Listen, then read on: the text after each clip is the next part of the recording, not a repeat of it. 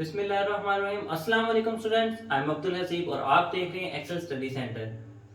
Students, बहुत से आजकल आपको जैसे पता है तमाम स्टूडेंट्स के एफएससी के और मैट्रिक के बोर्ड के एग्ज़ाम चल रहे हैं। तो मैंने सोचा कि एक इम्पोर्टेंट वीडियो इसके बारे में शेयर कर दी जाए ताकि जो स्टूडेंट्स हैं, अच्छे स्टूडेंट्स हैं, घर से मुकम्मल तौर पे तैयारी करके गए हैं, वो इन कॉमन मिस्टेक्स की वजह से अपनी 100% प्रेपरेशन होने के बावजूद कोई भी किस्म के मार्क्स एग्जाम्स में लूज ना कर सकें।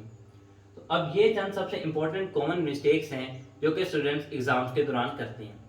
सबसे पहली मिस्टेक जो करते हैं स्पीड और टाइम मैनेजमेंट की है।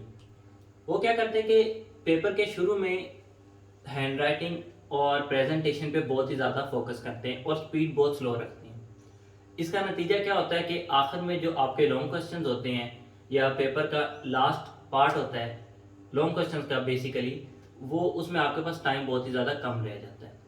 और आपने इसमें स्पीड और टाइम मैनेजमेंट के साथ साथ एक और ध्यान रखना है कि आपने अपनी शीट्स की भी मैनेजमेंट करनी है। ऐसा नहीं करना कि बहुत ही बड़ी हेडिंग्स आपने लिख दी, क्योंकि कुछ स्टूडेंट्स ने कमेंट्स में हमें बताया कि उन्होंने जब प्रेजेंटेशन की तो आखिर में उनके पास उर्दू के पेपर में, ख़ास तौर पे क्योंकि उर्दू का पेपर लेंथी होता है, कोई शीट नहीं बची, जिसकी वजह से उनका कुछ पेपर रह गया। वो आपने पहली तो बात यह कि घर से प्रैक्टिस भी करनी है कि आपके पास इतनी शीट्स एग्जाम्स में होनी है और आपने उन शीट्स के अंदर ही अपने पेपर को कंप्लीट करना है और उस लिहाज से अपनी राइटिंग के फ़ॉन्ट को, राइटिंग साइज के फ़ॉन्ट को और हेडिंग्स के फ़ॉन्ट को उस लिहाज से एडजस्ट करना है।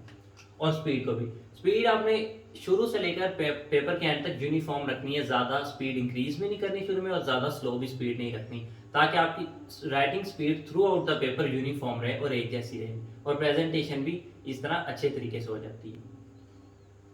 और सेकंड जो मेजर कॉमन मिस्टेक है वो स्पेलिंग मिस्टेक्स करते हैं और सिली मिस्टेक्स करते हैं बच्चे पेपर्स में।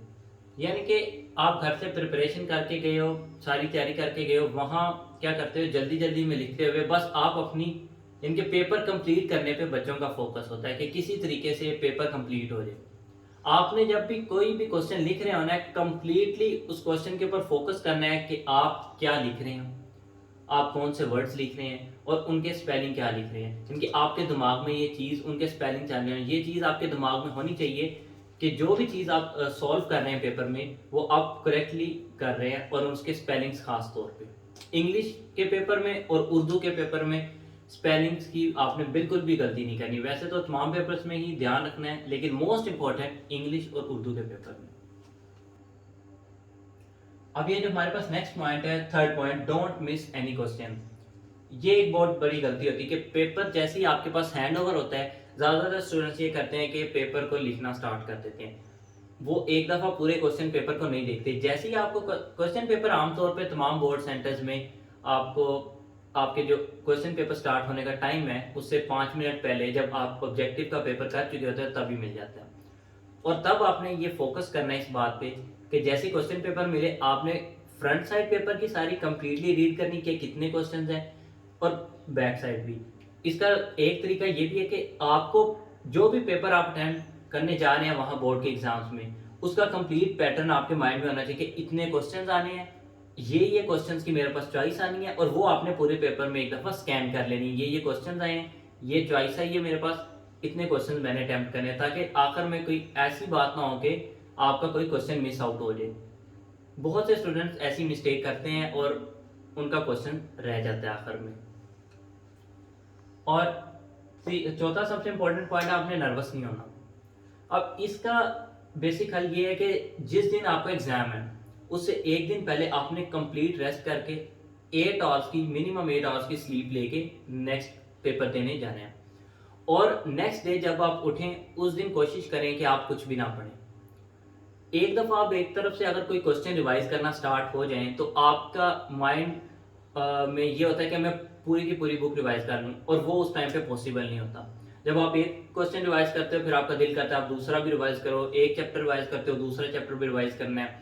तो कोशिश करें कि अपनी जितनी रिवीजन है वो एग्जाम डे से एक दिन पहले मुकम्मल करके सोएं और नेक्स्ट डे बिल्कुल ना पढ़ें। खास तौर पे जब आप एक दफ़ा एग्जाम सेंटर चले गए तो वहाँ पर जो बाकी फेलो स्टूडेंट्स आपके साथ खड़े हैं उनके साथ डिस्कशन बिल्कुल मत करें कि ये क्वेश्चन आएगा, ये आएगा, क्योंकि अक्सर वहाँ पर जब आप सुन रहे होते ये क्वेश्चन बोल रहे हैं, ये डिस्कस हो रहा है, इसका आंसर तो मुझे नहीं आ रहा, तो आप नर्वस हो जाते हो, जो रिमेनिंग क्वेश्चन का जो क्वेश्चंस आपको आते हैं वो भी आपके दिमाग से स्किप होना शुरू हो जाते हैं, और जब क्वेश्चन पेपर आपके सामने आता है आप बिल्कुल ही ब्लैंक हो जाते हो। तो ये मिस्टेक आपने बिल्कुल नहीं करनी, और कॉन्फिडेंट रहना है अपनी प्रेपरेशन के ऊपर, और अल्लाह से दुआ करनी है कि इंशाल्लाह आपका पेपर फिर अच्छे से कंप्लीट हो जाएगा। और एक और पॉइंट है बबल फिलिंग। जब आपको ऑब्जेक्टिव शीट मिले, बबल फिलिंग सबसे ज़्यादा इंपॉर्टेंट चीज़ है। इसमें सबसे मेन चीज़ आपका रोल नंबर है। रोल नंबर को आपने बहुत ही ज़्यादा ध्यान से फिल करना है। इसके बारे में एक वीडियो चैनल पे पहले से अपलोड भी है, एक नई वीडियो भी आपके लिए अपलोड कर देंगे कि आपने बबल फिलिंग कैसे करनी है, ताकि पहले से ही आपके जहन में आइडिया हो कि हाँ मैंने ये काम वहाँ जाके करना है, और आप इस बारे में नर्वस ना रहे हो कि मुझे बबल शीट मिलेगी और मैंने फिर इंस्ट्रक्शंस पढ़नी है कि क्या क्या होगा। इंशाल्लाह आपके साथ बबल फिलिंग के रिलेटेड एक वीडियो शेयर कर दी जाएगी कि आपने ज़्यादातर बबल फिलिंग में रिकमेंड किया जाता है कि आप बॉल पॉइंट यूज़ करें, और उस वीडियो में सारी डिटेल्स भी इसके बारे में शेयर कर दी जाएंगी। और जो लास्ट सबसे इम्पोर्टेंट पॉइंट है वो है कि क्वेश्चन नंबर को आपने केयरफुली अपनी एग्जाम शीट के ऊपर लिखना है। एक कॉमन मिस्टेक ये भी होती है कि आप क्वेश्चन नंबर 2 अटेम्प्ट कर रहे होते हैं, लेकिन ऊपर आपने आंसर क्वेश्चन नंबर 2 का लिखा है लेकिन हेडिंग क्वेश्चन नंबर 1 की दे देते हैं, जिसकी वजह से वो पूरा क्वेश्चन क्रॉस हो जाता है। इसलिए आपने जब भी क्वेश्चन नंबर लिखना है एक दफ़ा क्रॉस वेरीफाई कर लें, मैं जो क्वेश्चन लिख रहा हूँ वो सही लिख रहा हूँ कि नहीं लिख रहा। बबल फिलिंग में भी आपने ये काम ज़रूर करना है। समझे, आपका पहला एमसीक्यूज है और फिर आप बबल शीट के ऊपर अपनी जाते हैं, वहां पर भी पहले एमसीक्यूज के सामने एक दफ़ा क्रॉस मैच कर लें, हाँ मैं पहला एमसीक्यू सॉल्व कर रहा हूँ और फिर पहले ही एमसीक्यूज के जो बबल शीट्स हैं उसी के रिलेटेड बबल अपना फिल कर रहा हूँ। बात बात ये होता है कि बच्चे क्या करते हैं कि एक क्वेश्चन स्किप करते हैं और फिर थर्ड पे जाते हैं, थर्ड क्वेश्चन की यानी कि थर्ड एमसीक्यू सॉल्व करें। तो उसमें ये होता है कि बच्चे एमसीक्यूज तो थर्ड वहां पे पढ़ रहे होते हैं, रीड कर रहे होते हैं अपने क्वेश्चन पेपर के ऊपर, लेकिन जब बबल शीट पे आते हैं तो वो दूसरे एमसीक्यूज के सामने अपना बबल फिल कर देते हैं।